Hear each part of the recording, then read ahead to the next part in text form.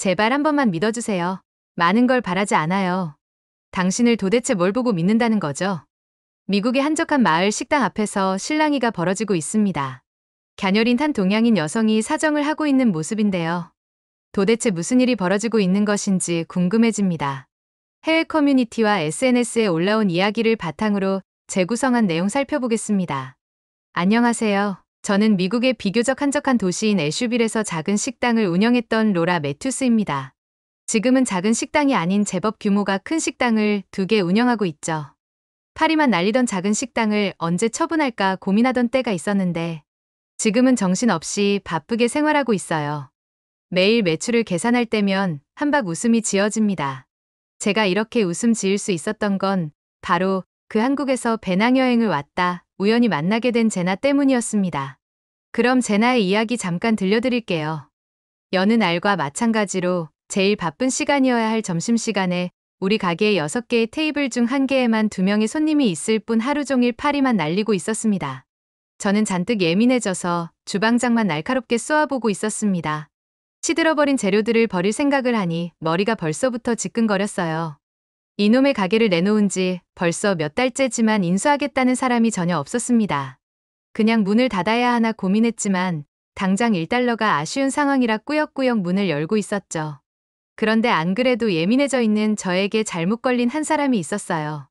손님이 안 와 신경질나 죽겠는데 행색마저 초라한 어떤 동양인 여자 한 명이 자꾸 식당을 기웃기웃하는 거 아니겠어요.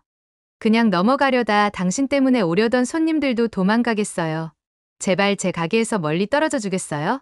라고 부탁했었습니다. 그러자 그는 한국 사람인데 배낭여행을 왔는데 가방도 잃어버리고 사기를 당했다. 가진 것이 아무것도 없고 갈 곳도 없다. 제발 도와달라는 것이었습니다. 여행 기간을 좀 길게 잡아 항공편 및 숙박과 관련해 일부 여행사에 맡겼는데 사기를 당한 것 같다고 했습니다. 자신은 분명 예약 메일과 관련 서류를 꼼꼼히 살펴봤었는데 오는 항공편만 맞을 뿐 다 가짜였다고 했습니다. 어쩐지 좀 싸게 오려다 망했다며 일만 조금 시켜달라고 갑자기 생떼를 쓰기 시작했습니다. 저는 그럼 한국 대사관을 가거나 경찰서를 가라고 알려주었죠. 그랬는데도 일단 일을 시켜달라고 했습니다. 당분간 일당도 받지 않겠다며 잘 곳만 마련해주라고 하더군요. 저는 기가 막혔죠. 이 사람은 도대체 뭘 믿고 일을 시켜달라고 하는 건지 가게 앞을 기웃거렸으면 손님도 없었던 것을 알 텐데 지금 사람을 놀리나 싶었습니다.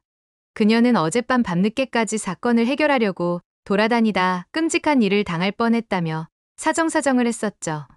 더 이상 매몰차게 거절하기도 어렵고 손님은 없었지만 저도 가게에서 벗어나 조금 쉬고 싶은 마음이 들어 그녀의 제안을 받아들였습니다. 제나는 제가 머쓱해질 정도로 너무 기뻐했습니다. 그는 자신의 여행을 망치고 싶지 않다고 했습니다. 조만간 자신의 일을 해결해야겠지만 당장 다시 여행할 수 있는 여비를 마련하는 게 중요했고 가방을 통째로 잃어버렸으니 할 수 있는 게 없었다고 했습니다.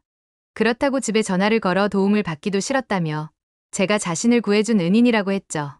저도 딸아이와 둘이 살고 있었기 때문에 방 한 칸을 내주는 일은 그리 어려운 일이 아니었습니다. 차차 다른 이야기를 하기로 하고 일단 쉬라고 이야기했으나 제나는 그럴 수 없다며 팔을 걷어붙이고 자신이 뭘 해야 할지 물어보지도 않은 채 가게 일을 하기 시작했습니다. 제나가 물어본 것은 단 하나였어요. 자신이 입을 유니폼이 있냐는 것이었죠. 마침 준비된 유니폼이 있어 내어주니 깔끔하게 갈아입고 손님 맞을 준비를 했습니다. 깔끔한 모습을 보니 그에게 처음 가졌던 편견이 미안해졌습니다. 손님이 없을 때는 잠시도 쉬지 않고 가게의 구석구석을 닦기 시작했습니다. 그동안 관리해왔던 제가 다 민망할 정도였어요. 오랜만에 손님이 오자 밝고 경쾌한 목소리로 인사를 하고 주문을 받았습니다. 몇 개 안 되는 메뉴긴 해도 언제 메뉴를 다 외웠는지 신기할 정도였어요. 아까 주방에 잠시 들어가 주방장과도 이야기를 나누는 것 같더니 오늘은 어떤 재료가 신선해 뭐가 맛있다며 손님에게 추천을 해주는 게 아니겠어요. 저는 입을 다물지 못했습니다. 우리 가게에 처음 일하는 사람이 맞는지 의심스러웠죠. 도대체 저 사람의 정체는 뭐지 싶었습니다. 구석구석 가게를 청소한 후 손님이 없을 때는 주방에 들어가 주방장의 재료 손질을 도와주고 또 손님이 오면 웃으며 응대를 했습니다. 그녀의 유쾌한 목소리가 가게 분위기를 밝게 해주는 것 같았어요. 저는 아무것도 할 게 없었습니다. 몇 번 안 되는 계산만 할 뿐이었어요. 나가는 손님들 중 일부는 가게 직원이 추천해준 덕분에 잘 먹고 간다며 팁을 더 얹어주기도 했습니다. 심지어는 다음 날 다시 가게를 찾은 손님도 있었습니다. 저는 나가는 손님을 붙잡고 어제 이용하지 않으셨냐며 반갑게 인사를 했죠. 그는 자신을 기억해준다며 감동받은 눈치였습니다. 제가 어제 온 손님을 기억하는 건 당연했어요. 슬프게도 하루 동안 몇 테이블 차지 않기 때문에 기억이 날 수밖에요. 그 손님은 가게가 깨끗하고 밝은 느낌이라 편안하게 식사를 할 수 있었고 가격 대비 맛도 나쁘지 않아 다시 찾게 되었다고 했습니다. 믿기지 않았지만 하루 사이 이렇게 가게가 바뀔 수 있나 싶었고 그동안 장사가 잘 되지 않은 것이 내 탓인가 싶어 자책이 되기도 했습니다. 그러고 보니 제나는 끊임없이 움직이고 있었습니다. 정말 부지런한 친구였어요. 그는 손님이 뜸한 사이 주방에 들어가더니 한참을 나오지 않고 있었습니다. 무엇을 하나 궁금해 주방에 들어가 보니 그는 주방장과 재료 손질을 하고 있었는데 그 모습 또한 놀라지 않을 수 없었습니다. 소분하고 키친타월을 이용하고 세워두기도 하며 재료를 신선하게 오래 보관할 수 있는 방법으로 주방을 정리하고 있었죠. 재료의 어느 부분을 잘라야 하는지 저에게도 하나하나 설명해 주었습니다. 저는 도저히 참을 수가 없었어요. 이 제나라는 한국에서 온 여성에 대해 궁금해 미칠 지경이었습니다. 저녁에 가게 문을 닫고 제나와 맥주를 한잔 했습니다. 맥주 한잔 하자는 소리에 그는 돌고래 소리를 내며 좋아했습니다. 한국에서도 일을 마친 후 먹는 맥주 한 캔이 가장 행복했다고 이야기했죠. 저는 다짜고짜 어떻게 일을 그렇게 능숙하게 잘하는지 물어봤습니다. 제나는 자신의 이야기를 아주 유쾌하게 해주었어요. 자신은 미혼모의 딸이었고 엄마는 미군 부대 근처에서 작은 식당을 했었다고 합니다.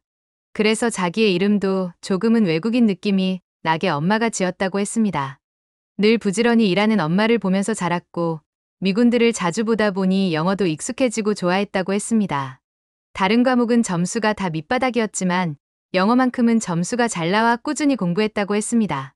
청소년 시기 엄마와 잦은 다툼이 있었고 성인이 되면서도 만났다 하면 싸워서 일찍 독립을 해 아르바이트를 전전하면서 살았다고 했습니다. 아마 자신이 일을 잘한다고 느낀 건 수많은 아르바이트 경험 때문이라는 것이었어요. 공부를 잘 못해서 대학 진학도 포기하고 하루에 2가지 아르바이트를 하면서 일만 하면서 살았다고 했습니다.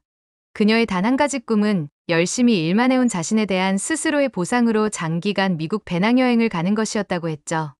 그래서 영어도 꾸준히 공부했다고 해요. 그런데 어느 정도 나이가 들고 하니 아르바이트만으로는 앞으로 남은 인생을 살 수 없을 것 같아 이 여행을 계기로 미래 설계를 하려고 했다네요. 그런데 결국 미국 여행을 와서도 아르바이트를 하고 있다니 자신은 어쩔 수 없이 아르바이트를 하면서 살아야 할 운명인 것 같다며 호탕하게 웃었죠. 그래도 이 여행의 끝은 있을 테니 돌아가면 못해본 공부에 도전하겠다는 결심이 섰다고 했습니다. 제나는 이야기도 어찌나 재미있게 하던지 흠뻑 빠져서 시간 가는 줄 모르고 이야기를 들었습니다. 그러면서 자신이 식당에서 아르바이트를 하면서 느꼈던 점을 이야기해 주었어요. 잘 되는 가게는 잘 되는 이유가 있다는 것이었죠. 반대로 안 되는 가게도 마찬가지로 안 되는 이유가 있다고 했습니다. 조금은 특색이 있어야 하는데 우리 식당은 그냥 평범 그 자체였다며 소스라도 한 가지 다른 점이 있어야 손님이 한 번 더 온다는 것이었죠. 그런데 저는 왜 우리 가게에 와서 도움을 요청했는지 궁금했습니다. 그녀는 일단 사장님이 여자였고 식당 일이라면 자신이 있었고 일단 제가 나쁜 사람이 아니었다는 것이었어요. 처음 보는 사람을 어떻게 믿고 판단했나 물어봤더니 자신은 수많은 사람들을 겪으면서 기본적으로 보는 눈이 있다고 했어요. 더욱이 배고프고 지쳐서 넋을 놓고 있었는데 제가 길거리에서 우는 아이를 다독여주고 있는 모습을 봤다고 했습니다. 아이에게 관심 있는 사람은 절대 나쁜 사람이 아니라는 것이었어요. 늘 예민해하기만 하던 제 모습에서 그런 모습이 있었나 싶었습니다. 그날 이후 저는 가게를 전면적으로 개편하기로 마음 먹었습니다. 제나가 이야기했던 소스부터 개발에 나섰고 인테리어도 조금은 산뜻하게 변화를 주었습니다. 제나는 어려울수록 투자를 감행해야 이 난관을 벗어날 수 있다고 했어요. 정말 어른스러운 친구였고 어리지만 배울 점이 많았습니다. 우리의 작전은 주요했고 메뉴를 개편한 이후 손님이 하나둘 늘어나기 시작했습니다. 제나의 밝은 성격에 오는 손님들도 기분 좋게 식사를 하고 가게 되었죠. 점점 특별한 소스와 유쾌한 직원이 있는 가게로 입소문이 나기 시작하고 손님이 부쩍 늘었어요. 제나에게도 초반에 못 줬던 밀린 주급을 주고 앞으로의 계획에 대해 상의를 했습니다. 그 순간 엄청 초조했습니다. 제나가 금방이라도 떠나버리면 너무 슬플 것 같았습니다. 그는 미국에서의 아르바이트는 또 다른 즐거움이라며 자신이 여행 경비를 다시 모으고 돌아갈 비행기 값을 마련할 때까지는 계속 신세를 지고 싶다고 했죠. 신세라니요. 저에게 제나는 굴러들어온 복덩어리였습니다. 저도 이후 경찰에 여권 분실 신고를 하고 대사관에서 새 여권을 발급받는 것을 도와주었고 비자를 변경할 수 있도록 보증인이 되어 주었습니다.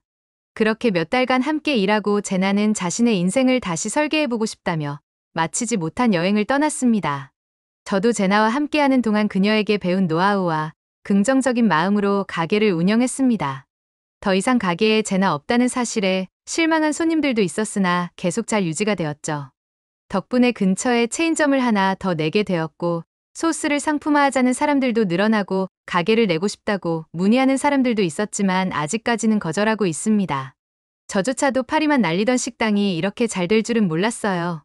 다 제나 덕분입니다. 제나는 늦가기 영문과 대학생이 되어 한참 공부에 열중하고 있다고 연락을 주고받았죠.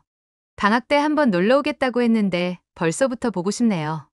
로라 매튜스의 이야기 어떠셨나요? 서로가 서로를 믿기 어려운 상황이었는데 이런 게 인연이 아닐까 싶습니다. 그들이 함께 일하며 땀 흘린 보람이 있다니 보는 이들마저 뿌듯하게 만드는 사연이었습니다. 두 사람 모두 번창하길 바랍니다. 한국인과 특별한 인연이 있는 외국인들의 따뜻하고 감동적인 사연을 소개해드리고 있습니다. 재미있는 사연 제보해주시면 감사하겠습니다. 별별이 쉬었습니다. 영상을 끝까지 시청해주셔서 감사합니다. 구독과 좋아요는 영상 제작에 큰 힘이 됩니다.